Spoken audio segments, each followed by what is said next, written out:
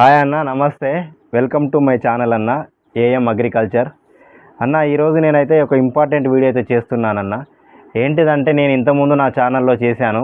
నేను పొలం కోసిన తర్వాత యాసంగి పంటగా పెసర్లు, మినువులు, బొబ్బర్లు ఈ 3 రకాల పంటలు అయితే వేస్తున్నానని వీడియో చేశాను. మీరు నా ఛానల్లో కూడా చూడొచ్చు. అయితే ఏంటంటే, ఇప్పుడు నేను అవన్నీ కొట్టేసి ధాన్యం చేసి మార్కెట్లో అమ్ముదాం అనుకున్నాను.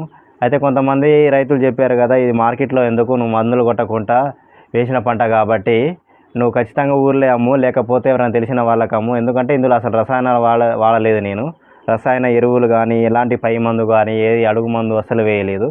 ఎందుకంటే ఆరోగ్యమైంది మనం తిని కొంతమందికి అయితే చెప్పి ఇలాంటి సరుకులు వాళ్ళకి అందుబాటులో తీసుకుపోదామని కాన్సెప్ట్ తోటైతే నేనైతే ఇవి పండించాను. మీలో ఎవరైనా కావాలంటే కూడా కామెంట్లో మీరు మీ అడ్రస్ ఇస్తే నేను ట్రాన్స్పోర్ట్ చేస్తాను.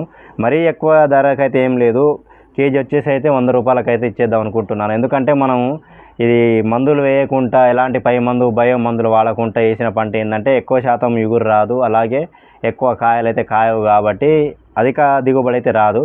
ఉన్న దాంట్లోనే ఆరోగ్యమైన పంట కావాలి, ఆరోగ్యమైన ధాన్యాలు కావాలనుకునే వాళ్ళు ఇలాంటి ధరలు చూడకుండా అయితే తీసుకుంటారు. నేనైతే మన సామాన్యులకు అందుబాటులో ఉన్న ధరకైతే ఇచ్చేస్తున్నాను. ఇంకొక కింట వరకు మా గ్రామంలో పక్క గ్రామం నుండి అయితే రైతులు తీసుకుపోయారు. కొంతమంది విత్తనానికి తీసుకుపోతున్నారు, కొంతమంది పప్పు కోసమని వాళ్ళ చుట్టాలకు ఇంకా తెలిసిన వాళ్ళకైతే తీసుకువెళ్తున్నారు.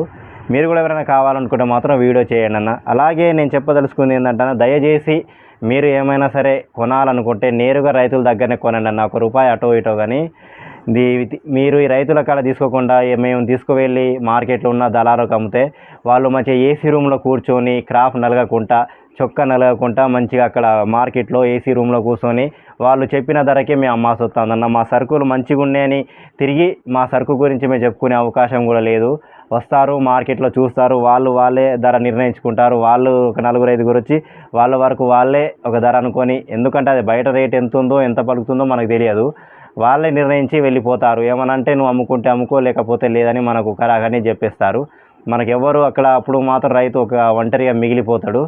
అలాంటి పరిస్థితి నేనైతే అనుభవించిన కాబట్టి మీరు సామాన్యులు పోయి మార్ట్లలో కానీ షాపులలో కానీ తీసుకుంటే ఎక్కువ ధర పెట్టి తీసుకోవడం కంటే రైతుల దగ్గర వెళ్ళి మాత్రం ఇలాంటి కొనడం వల్ల ఆరోగ్యమైన ధాన్యాలు కొన్నట్టు ఉంటుంది. మీరు కూడా ఒక రైతుకు వెన్నంటున్నట్టు మాత్రం ఉంటుందన్న. ఎందుకంటే దళారుల చేతిలో చాలామంది మోసపోతున్నారు. మీకు వీళ్ళకు మా దగ్గర సగం ధరకు తీసుకొని మళ్ళీ మీకు రెట్టింపు ధరకైతే అమ్ముతున్నారు. అటు మీరు లాభపడతలేరు, అటు రైతులు లాభపడతలేరు. కాబట్టి మీరు ఏ పంట అయినా సరే రైతుల దగ్గర వడ్లు కావాలంటే డైరెక్ట్ వాళ్ళ కళ్ళల మీద వెళ్ళి కొనండి. అలాగే కూరగాయలు కావాలంటే ఒక అడుగు వీకెండ్లో మీకు సెలవు దినం కాబట్టి ఆ రోజు ఫ్యామిలీతోటి కలిసి అయినా వెళ్ళి తీసుకొని అయితే మీరైతే కొనుక్కునే ప్రయత్నం అయితే చేయండి. దయచేసి రైతులు మాత్రం ఈ విషయంలో అయితే ఆదుకోండి అన్న. ఈ వీడియో అయితే మాత్రం దాని గురించి అయితే చేస్తున్నాను. దయచేసి ఈ ఒక్క విషయాన్ని అయితే అందరూ అర్థం చేసుకోండి. ఓకేనన్న. ఈ వీడియో నచ్చినట్టయితే లైక్ చేయండి, సబ్స్క్రైబ్ చేసుకోండి.